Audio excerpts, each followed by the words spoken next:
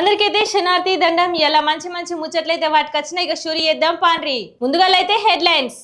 Hyderabad hotels లో భోజనం, అందులో వస్తున్నాయి బొద్దింకలు, జర భద్రం. 12వ తరగతి పూర్తి చేసిన పోరగాళ్ళు కోట్ల రూపాయలు సంపాదించిండ్రు చూడు. గృహ ప్రవేశం చేసిన ఇంటిపై అగాంతకుల దాడి. అమెరికా వరదల్లో కొట్టుకుపోయిన పరుచూరు యువకుడు.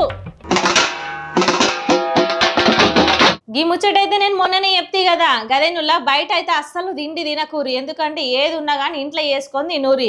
రాయదుర్గలోని షాగ్ హౌస్ లో మస్తుగా తనిఖీలు చేసిరంట ఫుడ్ సేఫ్టీ అధికారులు. ఇగేమైందంటే మొత్తం చచ్చిపోయిన బొద్దింకలు, ఎక్కడికక్కడ ఉమ్ములు, ఘోరంగా ఉన్నదంట. అయితే మినపప్పు ఆ పప్పులు అన్నీ కూడా పురుగులు పడ్డాయంట.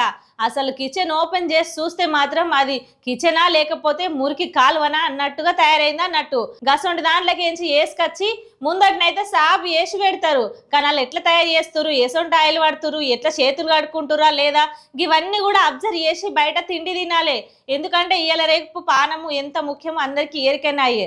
అందరూ హెల్త్ కాన్షియస్ బాగా తీసుకుంటున్నారు. కానీ మొదటికే మోసం వచ్చింది ఏంటంటే ఏడబడతాడో తింటున్నారు. కానీ అట్లా తినడం వల్ల గిట్లాంటి పరిస్థితి ఉంటుంది. హోటళ్లలో జర నీట్గా పెట్టుకుంటలేరు మనోళ్ళు. ఫుడ్ సేఫ్టీ వాళ్ళు ఆ విషయం పైన ఆరా తీసి ప్రతి చోట తనిఖీలు చేస్తున్నారు.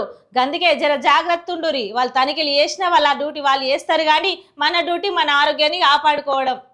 ఇయ్యాల రేపు వేసవి సెలవులు వచ్చినాయంటే చాలు అమ్మమ్మల ఇంటికో చుట్టాలింటికో పట్టాలింటికో పోయి ఎంజాయ్ చేస్తారు, అటు ఆడుకుంటారు.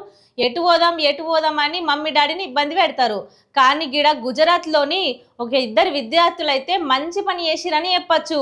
అదేంటంటే సెలవులు రాగానే వెంటనే కాఫీ డే అని ఒక టీ స్టాల్ని ఓపెన్ చేసిరంట. ఓపెన్ చేసిన మొదటి రోజు ఏమంతగా కస్టమర్లు రాకపోయినా నిరాశ చెందలేరు. గట్లనే కస్టమర్లతో మంచిగా మాట్లాడుతూ వ్యాపారం డెవలప్ చేసుకుంటూ రాను మంచిగా చేసిరంట. మొత్తానికైతే 3 నెలల 1.5 లక్షల ఆదాయం సంపాదించిరంట. నుల్లా వేసవి కాలం నిజంగా వాళ్ళు ఆదాయం చేసిరంటే ఎంత మెచ్చుకోవచ్చు. తారీఖు చేయాల్సిందే కదా. ఇవాళ రేపు సెలవులు వచ్చినాయంటే చాలు ఆడుకుంటారు, పాడుకుంటారు. కానీ గిట్లా ఓ తీరు వ్యాపారాన్ని పెట్టుకొని వాళ్ళ బిజినెస్ని డెవలప్ చేసుకొని వాళ్ళ టాలెంట్ని డెవలప్ చేసుకోవడం ఎవరు చూస్తున్నారు? ఇదైతే చాలా మంచి ముచ్చట. గీలను చూసి ఎదుటోళ్ళు నేర్చుకోవచ్చు అన్నట్టు. ఇంకా తోటి విద్యార్థులు ఎవరైనా ఉంటే కనుక కూడా వాళ్ళు ఇంకో నలుగురికి చెప్తారు. ఎంత మంచి ముచ్చట. ఇల్లు కట్టుకొని గృహప్రవేశం చేసుకుంటే మంచిగా బంధువులు వస్తారు, తింటారు, తిన్నంత తిని మంచిగా పోతారు ఆశీర్వదించి. కానీ నిన్న మేడ్చల్లో పెద్ద బీభత్సమే జరిగింది. గదేనుల్లా బోడుప్పల్లో ఒక ఆయన మంచిగా ఇల్లు కట్టుకొని బంధువులను అందరినీ పిలిచిండు అన్నట్టు.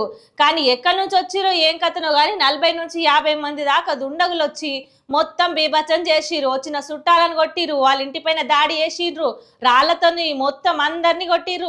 ఎక్కడికక్కడ రక్త సిద్ధమైంది అన్నట్టు. ఎందుకు గందగానం చేసిండని ఆరాధిస్తే పాత కక్షలు ఉన్నాయని అనుమానిస్తున్నారు. ఇంటి చుట్టుపక్కల ఉన్న వాళ్ళంతా కూడా భయానికి గురైరన్నట్టు. వచ్చిన బంధువులకు చాలా మందికి గాయాలైనాయంట. శతగ్రాత్రులని దగ్గరున్న దవాఖానకు పంపించిరంట. గిట్లయింది ముచ్చట.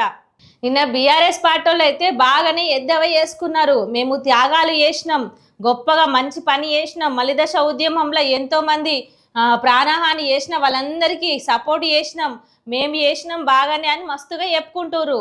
కానీ అధికార పక్ష నాయకులు ఏమంటారు అంటే త్యాగాలంటే రాజకీయాలు చేయడమా, త్యాగాలంటే ఎలక్షన్ తేవడమా, కలెక్షన్ చేసుకోవడమా అని ఎద్దేవ చేసినట్టుగా ఏటకారంగా మాట్లాడుతున్నారు. అసలైన త్యాగం అంటే కొండ లక్ష్మణ్ బాపూజీ త్యాగమేనని ఓ తీరు మాట్లాడుకొచ్చిర్రు. అమెరికాలో మన భారతదేశ యువకుడు తప్పిపోయిండు కదా. కాన్సన్స్ రాష్ట్రంలో మొత్తానికి మొన్న వరదలు వచ్చి నిజంగా బీభత్సం జరిగిందని చెప్పచ్చు. అయితే దేవరపల్లికి చెందిన ఈ భారతీయ యువకుడు నిజంగా తప్పిపోయిండన్నట్టు. కార్లో పోతున్నప్పుడే భారీగా వరదలు వచ్చినాయంట.